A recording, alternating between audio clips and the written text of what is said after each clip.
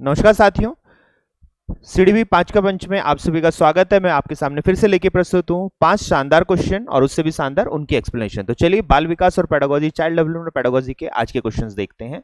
तो आज का पहला क्वेश्चन आपके सामने है, the purpose of conducting an achievement test is for following reasons except. तो यहां पर हमसे एक्सेप्ट पूछा गया है, यहां पे हमसे पूछा गया है एक्सेप्ट एक उपलब्धि परीक्षण आयोजित करने का उद्देश्य सिवाय इस कारण को छोड़कर अन्य सभी के लिए होता है।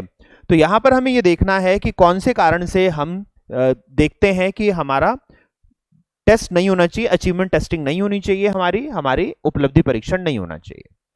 तो यहां अगर हम देखें कि हमें जब ऑब्जेक्टिव्स करने हो, उद्देश्यों के लेखन के लिए काम करना हो, तो हम उपलब्धि परीक्षण करेंगे। बिल्कुल हाँ, हम इस क्लास के उपलब्धि परीक्षण के आधार पर अगली क्लास के उद्देश्य लिखते हैं, तो इसीलिए ये तो हमें करना होता है।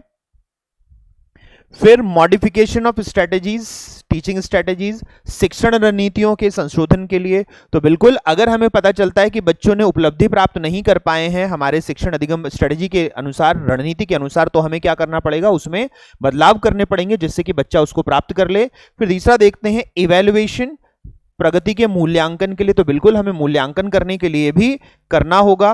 फिर देखेंगे motivating through knowledge of results, शिष्यों को परिणाम के ज्ञान के माध्यम से प्रेरित करने के लिए। तो जो ये हमारे पास परिणाम के आधार पर प्रेरणा थी, दंड और भय और पुरस्कार की आधारित प्रेरणा थी, इसे अब हमें नहीं करना होता है क्योंकि ये बाह्य अभिप्रेरणा है।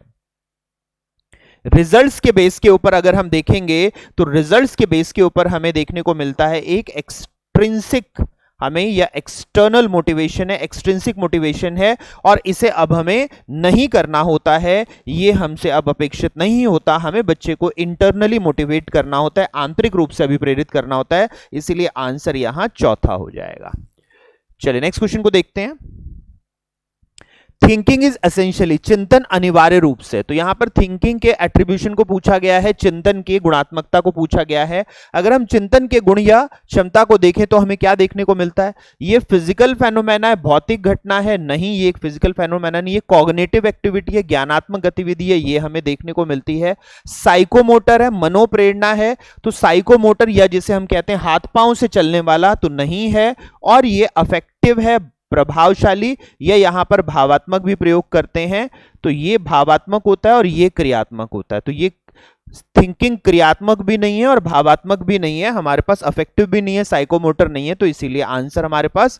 तो यहां पर हम देखते हैं कि जो हमारी कॉग्निटिव की फंक्शनिंग है, जो संज्ञान का कार्यात्मकता है, वो हमें क्या देता है, चिंतन के स्वरूप में मिलता है, हमें थिंकिंग के फॉर्म में मिलता है। चलिए नेक्स्ट क्वेश्चन को देखें।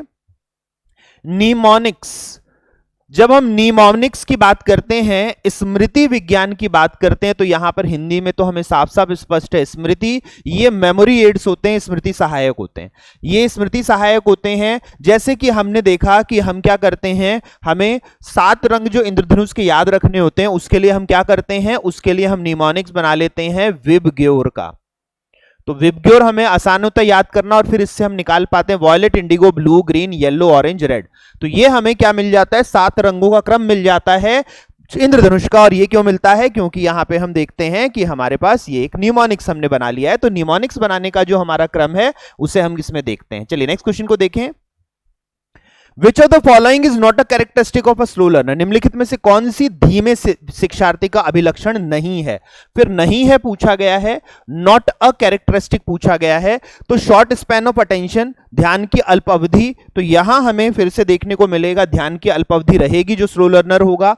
लिमिटेड वोकैबुलरी, सीमित शब्दावली, ये भी रहेगी। लिमिटेड रेंज ऑफ इंटरेस्ट, रुचि का सीमित परास, ये भी रहेगा। और एब्स्ट्रैक्शन थिंकिंग, अमूर्त चिंतन, ये स्लो लर्नर में नहीं देखने को मिलता। स्लो लर्नर हमारे पास क्या होते हैं, अमूर्त चिंतन हमें नहीं दिखा पाते क्योंकि उनका आईक्यू हमें कम देखने को मिलता है, इसीलिए ये हमें क्या देखने को मिलता है, आंसर चौथा देखने को मिलेगा। आईक्यू कम होता है स्लो लर्नर का मतलब वह हमारे पास 80 टू 90 या 70 टू 90 के बीच में हमें क्या देखने को मिलेगा, हमें आईक्यू देखने को मिलेगा। तो आईक्यू जो 80 टू 90 के बीच में है वो स्लो लर्नर होते हैं, इसीलिए इनका जो एब्स्ट्रैक्ट थिंकिंग होता है वो थोड़ा कम होता है, या कई बार हमें एब्सेंट भी देखने को मिलता है।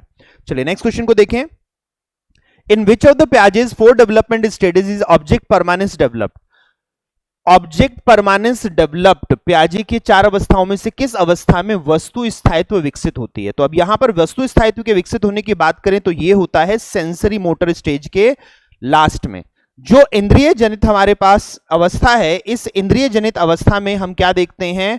हम देखते हैं कि हमारे जो है सबसे लास्ट में जाकर हमें ऑब्जेक्ट परमानेंस, क्योंकि ऑब्जेक्ट परमानेंस की अचीवमेंट ही हमें सेकंड स्टेज में ले जाती है, जब हम फिर प्री ऑपरेशंस को शुरू कर देते हैं उस ऑब्जेक्ट परमानेंस के बेस पर। वस्तु स्थायित्व हमें जब उपलब्धि मिलती है तब हम दूसरी अवस्था में जाते हैं, क्योंकि फिर वस्तु स्थायित्व के आधार पर ही हम क्या करेंगे?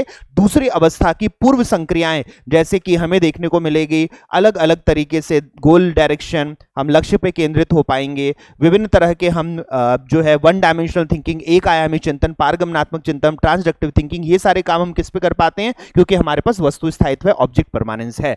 तो इसीलिए आंसर यहां चौथा देखने को मिलेगा।